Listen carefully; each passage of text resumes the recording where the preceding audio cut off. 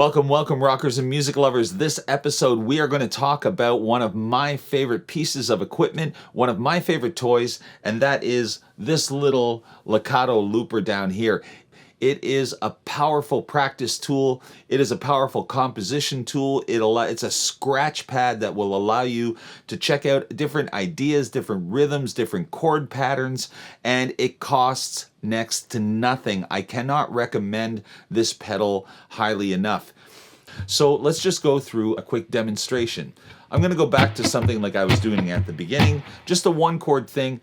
So these have about 10 minutes of sound that you can record either all in a row or in as many overdubs as you want. I've never even come close to reaching the end of that 10 minutes because even a long chord progression will loop in about 30 seconds and that would still leave you 20 overdubs that you could do over top of it. But for the sake of brevity, I'm just going to do it real quick. It's all about the timing. It's harder than it looks at the beginning, but once you master the timing of the foot switch, it is an invaluable tool.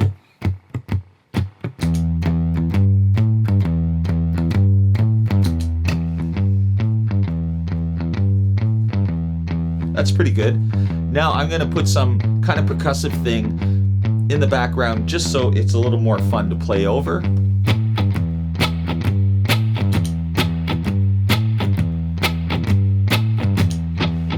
So that's all it is. Press once to record, press once to play back.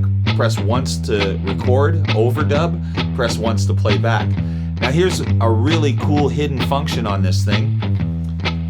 I'm going to record two tracks. Well, first I'm going to press the record button. Right now it's recording, but I'm not playing anything on my guitar, so it's not coming through. You can see where the loop starts and ends by the blink. 1, 2, 3, 4, 2, 2, 3, 4.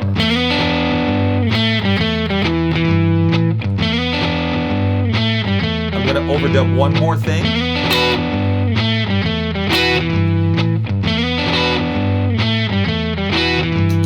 Now those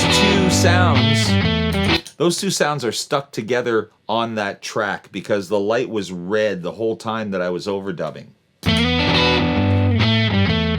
Now I'm playing.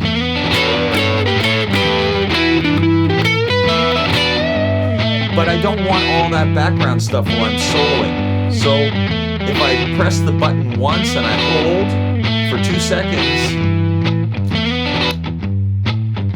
it erases what I did in the previous recording session. No matter how many layers I put, as long as that button stayed red, it will erase it when I press and I hold. Now if I press once and I hold again, it comes back.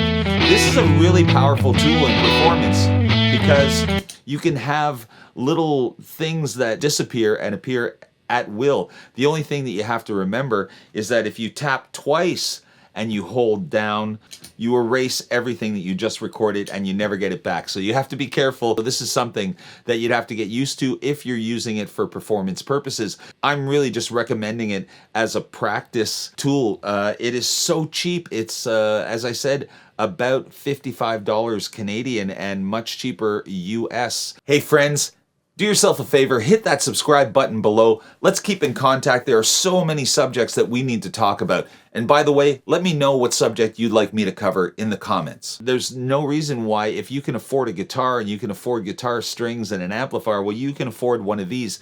And what's amazing about these is that this pedal will be your tireless rhythm guitarist while you practice whatever kind of soloing you want. Or it's also a great composition tool as a scratch pad.